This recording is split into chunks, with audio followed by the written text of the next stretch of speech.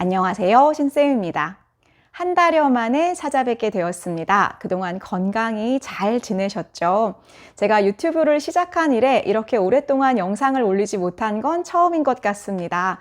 여전히 조금 피곤하기는 하지만 그래도 무사히 잘 돌아왔습니다. 하고 싶었던 말들이 또 많이 쌓였어요. 오늘은 그동안 읽었던 책을 소재로 해서 이야기를 나누면서 제가 올리지 못했던 6월의 술속 책을 함께 이야기 나눠보도록 하겠습니다. 오늘 이야기하고 싶은 주제는요, 삶의 의미입니다.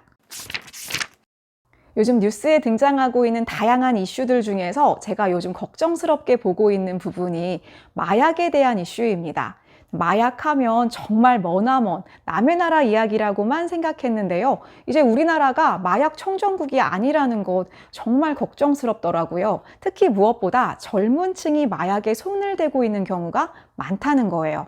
도대체 왜 마약에 손을 대는 걸까요?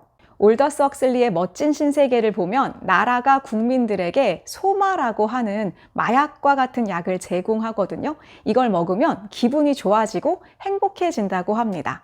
이걸 보면서 좀 여러 가지 생각을 하게 되는데요. 도대체 우리는 살면서 어떤 삶을 살고 싶은 걸까요? 행복하게 살면 좋겠다. 과연 이 행복이 무엇일까요? 단지 지금의 마음에 기분만 좋으면 이게 행복인 걸까요? 아리스토텔레스는 행복이라고도 번역되는 에우다이모니아가 인간이 살아가야 할 목적이라고 보았습니다. 우리는 어떻게 살아가야 하는 걸까요? 순간순간의 쾌락이 모이면 그것이 행복이 되는 것일까요? 어쩌면 현대인들, 특히 청년들은 내가 왜 살아야 하는지 삶의 의미를 찾지 못해서 쾌락만을 쫓고 또는 방황하는 것이 아닐까요? 제가 최근에 빅터 프랭클의 죽음의 수용소에서 이 책을 읽었습니다. 이 책이 저에게 오랫동안 리스트에 들어있었는데 선뜻 손이 가지 않았었어요. 일단 제가 아우슈비츠가 묘사되는 책을 읽으면 너무너무 힘이 들더라고요.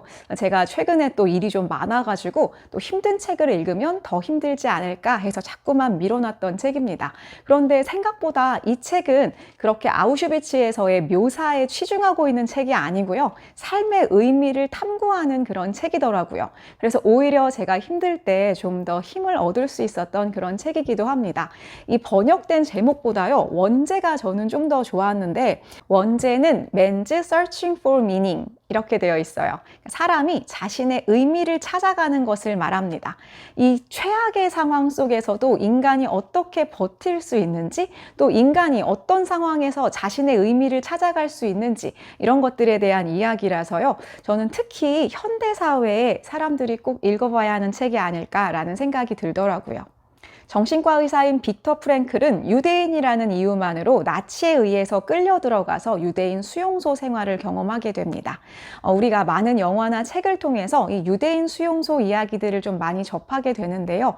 과연 이런 최악의 상황에서 어떻게 인간이 생존할 수 있을까? 그리고 과연 그런 삶을 겪으면 어떻게 사람이 변하게 될 것인가? 이런 여러 가지 생각을 하게 되죠. 또 어쩌면 인간이 이렇게까지 잔인해질 수 있는가? 과연 인간은 어디까지 할 수 있는 존재인가? 여러 가지 생각을 하게 됩니다. 그런데 이 주인공은 의사니까요. 그 수용소에서 사람들과 자기 스스로를 관찰합니다.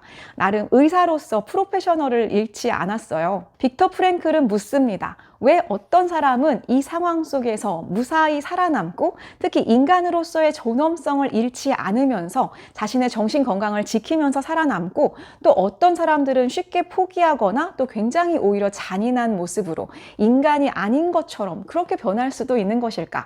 그 둘 사람들의 차이는 무엇인가? 이것이 바로 이 책의 질문입니다. 이 책에서 수감자들이 정말 최악의 노동을 경험하면서도 자연의 아름다움에 감탄하는 그런 순간들이 있습니다.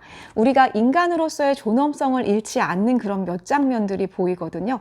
세상을 보고 감탄하고 아름다움을 보고 감탄하는 순간 우리는 인간일 수 있다라는 생각이 들고요. 아름다움과 예술이라는 것은 어떻게 보면 인간 존엄성의 가장 중요한 한 부분이 아닌가 이런 생각을 하게 됩니다. 또 빅터 프랭클이 수용소에서 굉장히 끔찍한 상황 속에서도 사랑하는 아내를 떠올리면서 아무리 아내가 멀리 있고 만날 수 없는 상황이라 할지라도 아내가 항상 옆에 있는 것처럼 느끼는 그 사랑의 위대한 점을 경험하는 장면들이 나와요. 혹시 쇼생크 탈출이라는 영화를 보셨는지 모르겠습니다. 저의 인생 영화 중에 하나인데요. 거기에서 보면 주인공이 독방에 갇혀 있으면서도 아무렇지도 않게 정신적으로 아무런 타격을 받지 않는 장면이 나오거든요. 옆에 있는 동료들이 어떻게 그동안 지내느냐고 물었더니 머릿속에서 아름다운 음악을 들을 수 있었다고 이야기하는 장면이 있습니다. 모차르트의 오페라가 나오는데요. 독방 속에 갇혀 있으면서도 나는 자유로울 수 있었다라고 이야기하는 장면이 나옵니다. 사실 영화를 보면서 어떻게 저럴 수 있을까라고 생각했는데 이 빅터 프랭클은 실제로 자신이 아무리 최악의 상황에 처해 있다 할지라도 인간의 육체가 이렇게 갇혀 있을지라도 정신만큼은 거기에 굴하지 않을 수 있다는 것을 몸소 보여줍니다. 그 진리란 인간에게 모든 것을 빼앗아갈 수 있어도 단 한 가지, 남은 인간의 자유, 주어진 환경에서 자신의 태도를 결정하고 자기 자신의 길을 선택할 수 있는 자유만은 빼앗아갈 수 없다는 것이다. 인간의 존엄성이라는 것, 인간의 의미라는 것은 환경에 따라 결정되는 것이 아니라 어떤 환경에 처해 있던지 간에 내 선택에 따라서 결정된다는 것입니다. 사실 우리는 이렇게 수용소에 갇혀 있는 것도 아니고 모두 다 자유롭게 편안하게 또 아주 물질적인 풍요 속에서 살고 있습니다. 그럼에도 불구하고 과연 우리가 자유로울까요? 빅터 프랭클은 이렇게 이야기합니다. 삶을 의미 있고 목적 있는 것으로 만드는 것, 이것이 바로 빼앗기지 않는 영혼의 자유이다. 이렇게 빅터 프랭클은 실제로 경험을 통해서 이야기해 주더라고요. 왜 살아야 하는지 아는 사람은 그 어떤 상황도 견딜 수 있다. 이것은 니체가 한 말인데요. 이 책에서 2번이나 인용됩니다. 내가 왜 살아야 하는지 나의 삶의 의미를 알아야만 우리가 좀 더 존엄한 삶을 살 수 있다는 이야기인데요. 앞에서 제가 마약 이야기를 했습니다. 요즘 현대인들이 내가 왜 살아야 하는지, 내 삶의 의미, 나의 가치 이런 것들을 생각하는 게 좀 어려운 게 아닌가 싶어요. 그러다 보니까 순간순간의 쾌락이나 즐거움만을 쫓게 되는 게 아닌가 싶습니다. 과연 그것이 행복한 삶일까요? 행복이라는 것은 무엇일까요? 행복이라는 건 단지 즐거움 이상의 것이 아닌가 저는 생각합니다. 얼마나 충만하게 살아가는가, 얼마나 더 남에게 도움이 되는 의미 있는 삶을 살아가는가, 내가 누군가에게 가지는 가치, 내가 누군가에게 도움이 될 수 있는 것, 이런 것들이 모여서 우리 삶이 충만해지고 또 나의 의미가 있다고 여겨지는 게 아닐까요? 이러한 것은 빅터 프랭클에 의하면 단지 이러한 상황이 아니라 내 생각, 그리고 나의 어떤 의지, 이런 것들이 더 중요하다고 이야기하는 겁니다. 요즘 젊은이들에게 그래서 꼭 한번 생각해 봐야 될 문제가 아닌가 그런 생각이 들더라고요. 현대사회는 허무나 우울이라는 키워드가 너무나 만연하고 당연하게 느껴집니다. 우리는 이렇게 자유롭지만 아무도 스스로가 자유롭지 않다고 생각하는 것 같아요. 이렇게 힘들고 고통스럽고 책임지는 것들을 피하고 싶어 하는 것, 거기서부터 도피하려고 하는 것, 이런 생각들이 만연한 게 아닌가 싶습니다. 우리가 어떻게 하면 삶의 의미를 찾을 수 있는가? 첫 번째로는 무엇인가를 창조하거나 어떤 일을 함으로써입니다. 노동이나 내가 어떤 남에게 도움이 되는 일을 통해서 나의 의미를 찾을 수 있다는 거예요. 두 번째는 어떤 일을 경험하거나 어떤 사람을 만남으로써, 누군가를 사랑함으로써 우리가 삶의 의미를 가지게 된다고 합니다. 왜 보통 이 책에서도 그런 장면들이 나오는데요. 어떤 사람들이 굉장히 힘든 상황에서도 잘 버티는 경우가 내가 누군가를 꼭 다시 이곳에서 나가서 만나기 위해서, 내가 누군가를 다시 책임지기 위해서, 이런 내용들이 나오더라고요. 사람에 대한 사랑과 책임감은 우리 삶의 의미를 부여해 줍니다. 세 번째는 피할 수 없는 시련에 대해 어떤 태도를 취하기로 결정함으로써, 지은이는 시련을 통해서 우리가 삶의 의미를 발견할 수 있다고 이야기합니다.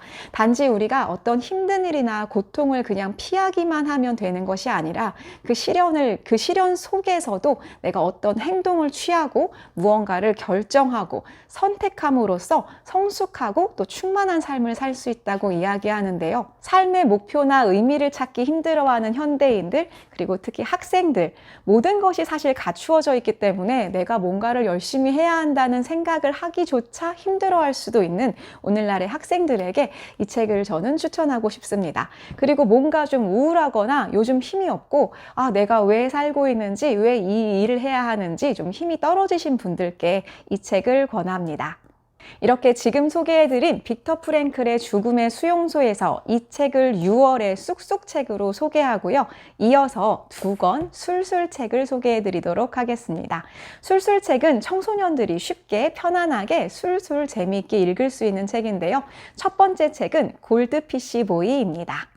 여러 번 소개한 적이 있는 책인데요. 골드피쉬 보이는 한 소년이 어항에 갇힌 모습으로 그려집니다. 이 소년 스스로가 마치 금붕어 같은 거예요. 자신만의 어항 속에 갇혀 있는 사람들이 있습니다. 특히 우리 학생들 중에서도 자신만의 세계에 갇혀서 이것을 깨고 나오지 못하는 친구들이 많아요. 이 책의 주인공은 결벽증, 강박증을 가지고 자기 세계만에 살고 있습니다.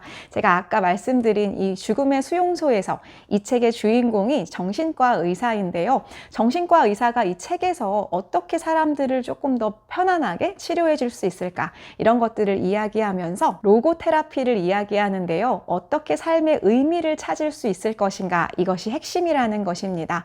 사실 이 골드피쉬 보이에 나오는 소년에게도 정신적으로 굉장히 어려움이 있어요. 이 소년이 어떻게 삶의 의미를 찾고 결국은 자신만의 어항을 깨고 나오는지 한번 이 책을 읽어보시기를 권합니다. 우리 많은 청소년들이 사실 많이 공감할 수 있을 거예요. 우리를 이렇게 얽매이고 있는 이 힘든 것들을 우리가 어떻게 하면 풀어내고 삶의 의미를 찾을 수 있을까요? 삶의 의미와 관련해서 생각할 수 있게 해주는 2번째 술술책은 구덩이입니다. 구덩이는 제가 전에 단독으로 소개한 적이 있는 책인데요. 혹시 읽어보지 않으신 분들이 계시다면 이번 기회에 한번 읽어보시기를 권합니다. 이 책의 주인공으로 나오는 소년은 굉장히 불운한 소년입니다. 항상 되는 게 없어요. 그리고 자기 자신이 잘하는 것도 없고 대단한 것도 없고 할 줄 아는 것도 없는 그런 소년으로 그려집니다. 그럼에도 불구하고 어떻게 이 소년이 자신의 삶의 의미를 찾고 그리고 성장해 나갈 수 있을까요? 이 소년의 내부에 가지고 있는 따뜻한 선의가 모든 불운을 행운으로 바꾸어 갑니다. 그러면서 이 소년은 생의 의미를 찾아갈 겁니다. 구덩이는 3가지 이야기가 쭉 같이 흘러가면서 놀랍도록 엮이면서 마지막에 반전을 선사하는, 정말 시간 가는 줄 모르고 읽을 수 있는 재미있는 책인데요. 이 책을 읽으면서 내 삶에 나는 무슨 의미가 있는가, 나는 과연 가치가 있는 존재인가를 고민하는 청소년들이 아주 기분 좋게 즐겁게 읽을 수 있는 책이라고 생각합니다. 오늘 말씀드린 골드피쉬 보이와 구덩이는 모두 페이지 터너예요. 정말 즐겁게 시간 가는 줄 모르고 읽을 수 있는 책입니다. 6월의 술쑥책은 나만의 삶의 의미를 찾아보는 그런 책으로 추천드려봤습니다. 삶의 의미라는 건 누가 찾아줄 수 있는 것도 아니고 정답이 있는 것도 아닙니다. 내가 부딪히고 용감하게 찾아 나서야 하는 거죠. 죽음의 수용소에서 이 책의 일부를 살짝 읽어드리면서 마치도록 하겠습니다.